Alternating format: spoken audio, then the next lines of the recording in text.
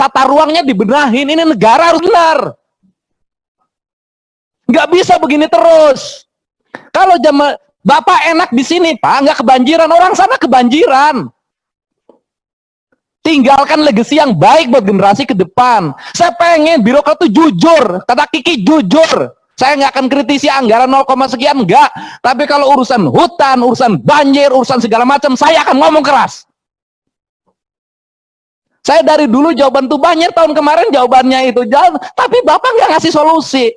Tugas Kementerian Lingkungan itu atau bersifat tegas, sikapnya adalah menjaga lingkungan dan menjaga hutan. Seluruh dinas, seluruh kementerian harus tunduk pada rekomendasi Kementerian Lingkungan Hidup.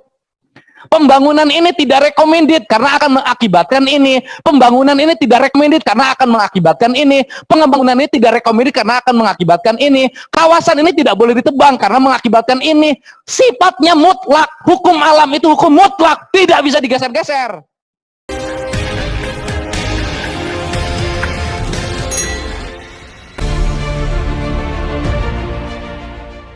Seperti kami sudah pernah menjelaskan kemarin pada waktu pertemuan sebelumnya, bahwa banjir itu tidak satu faktor penyebab maupun faktor pemicunya. Faktor pemicu memang curah hujan. Memang beberapa daerah curah hujannya melebihi daripada kapasitas daya tampung daripada daerah tangkapan banjir. Yang kedua adalah terkait dengan kondisi daripada panjang sungai maupun kondisi fitur alaminya. Ada dekat, ada yang jauh. Seperti kalau yang kejadian Kalimantan Barat, lebih kurang sungainya itu hampir 1000 kilometer jaraknya. Sehingga di sana hujan sudah banjir, di sini baru jadi. Kami baru kemarin beberapa hari yang lalu pulang dari Sintang, memperhatikan tentang kondisi itu. Kemudian yang ketiga, adalah pengaruh daripada pemanfaatan atau pengelolaan daripada lahan itu sendiri. Jadi pengelolaan lahan itu salah satu penyebab daripada kegiatan banjir. Yang terjadi beberapa tempat seperti demikian, kira-kira gitu Pak. Bahwa ada curah hujannya melebihi kapasitas drainase, sehingga terjadi limpasan, seperti kalau yang di Kalimantan Barat, lebih kurang 3.000-an meter kubik per detik air itu melebihi daripada daya tampung. Pak, argumentasi Bapak itu argumentasi akademis. Tapi publik tuh udah tahu loh Pak, bahwa panjang sungai dari dulu sampai sekarang nggak berubah. Nah, yang berubah itu lebar sungai, kemudian kedalaman sungai akibat sedimentasi. Sedimentasi dari mana sih? Kan akibat penebangan hutan. Nah, kemudian menurut saya KLHK tuh coba kalau nggak jujur terus dalam memberikan jawaban, sampai kapanpun ini nggak akan selesai masalah. Kan kita ini penyakit nih. Kalau penyakit ya akui saja. Kalau liver ya liver. Kalau kanker ya kanker. Kalau diabetes ya diabetes gitu loh. Jangan dibikin argumentasi yang lain. Kita ngerti loh Pak. Kita ngerti. Bapak, saya gini aja. Harusnya Bapak jelasin. Bapak jujur deh. Kawasan ini dulu hutan lebatnya sekian. Sekarang mengalami perubahan. Jadi perkebunan sekian. Jadi penambangan sekian. Jadi gundul sekian. Curah hujan ini nggak bisa ditampung nih di sini karena hutannya nggak ada, airnya cepat ngalir ke sungai, membawa tanahnya kemudian menjadi sedimentasi, jadi naik ke permukaan. Ditambah lagi jumlah pemukiman yang semakin banyak, pemukimannya dekat sungai, pemukimannya di daerah rawa akibat kesalahan tata ruang.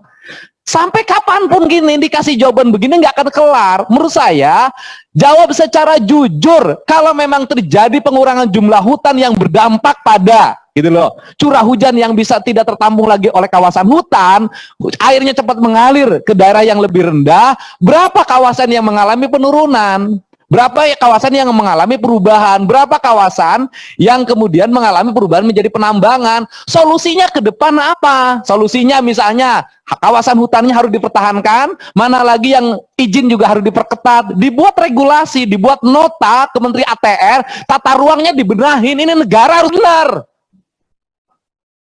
Nggak bisa begini terus. Kalau Bapak enak di sini Pak, nggak kebanjiran, orang sana kebanjiran. Tinggalkan legasi yang baik buat generasi ke depan. Saya pengen birokrat itu jujur. Kata Kiki, jujur. Saya nggak akan kritisi anggaran 0, sekian, enggak. Tapi kalau urusan hutan, urusan banjir, urusan segala macam, saya akan ngomong keras. Saya dari dulu jawaban tuh banyak, tahun kemarin jawabannya itu jalan, tapi Bapak nggak ngasih solusi. Tugas Kementerian Lingkungan Hidup atau bersifat tegas. Sikapnya adalah menjaga lingkungan dan menjaga hutan. Seluruh dinas, seluruh kementerian harus tunduk pada rekomendasi Kementerian Lingkungan Hidup. Pembangunan ini tidak recommended karena akan mengakibatkan ini. Pembangunan ini tidak recommended karena akan mengakibatkan ini. Pembangunan ini tidak recommended karena akan mengakibatkan ini. Kawasan ini tidak boleh ditebang karena mengakibatkan ini. Sifatnya mutlak. Hukum alam itu hukum mutlak, tidak bisa digeser-geser. Karena kausalitas. Resiko apapun harus diambil. Kenapa? Karena ini mutlak. Hukum alam nggak bisa ditafsirkan. Dan nggak bisa ada rekayasa alam. Untuk itu, fungsinya adalah menerangkan, memberikan sesuatu gambaran nih Pak, negatifnya ini, positifnya ini, jelasin. Tidak bisa Kementerian Lingkungan Hidup mengikuti keinginan kementerian lain. Kan seluruh kebijakan harus ada rekomendasi analisis dampak lingkungan. Karena ini kuncinya. Ini akibatnya segala sesuatu tidak berpegang teguh pada prinsip ikuti gaya menteri lama. Kan ada menteri yang tidak digeser-geser. Siapa? Pak Prakosa. Ikuti dia, punya prinsip. Karena apa? Karena ini legacy. Kalau digeser, ini Pak, oh iya Pak, kalau bakal ini, oh boleh Pak. Oh boleh Pak, ini datang lagi ini boleh Pak, boleh Pak. Lah ya nggak usah sekolah di eksak Pak, sekolahnya di sosial aja. Nggak usah sekolah fisika, nggak usah belajar kimia, nggak usah belajar matematika. Karena lingkungan hidup itu fisika, kimia, matematika, dan biologi inti ilmunya. Sudah aja belajar ilmu sosial dan ilmu politik. Selesai Pak, sudah dirjen, nanti dijabat oleh politisi. Biar disesuaikan dengan keinginan dan kebutuhan serta perkembangan. Kan rusak negara ini Pak. Saya jawaban itu dari dulu Pak, udah dapat. Bapak ngapain disuruh ke sana kalau jawabannya itu? Saya tuh ingin dari dulu tuh, jujur deh, Kalimantan. Apa yang harus kita pertahankan hari ini? Ruas hutannya berapa lagi? Ini, kunci, jebret. Bagaimana cara ngujinya? RUTR-nya. Selesai. Tapi kalau nanti tiap tahun musim ini curah hujannya tinggi. Belum tinggi curah hujan Pak, belum. Curah hujan tinggi itu nanti Januari. Sekarang mah masih persiapan hujan.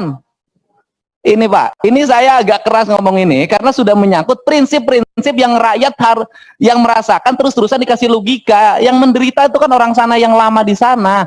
Sudah nggak kebagian penghidupan, sudah habis kawasannya, sudah kebagian banjir. Tapi kan yang kaya-kaya bisa tinggal di Jakarta, bisa tinggal di Singapura. Orang sana Pak.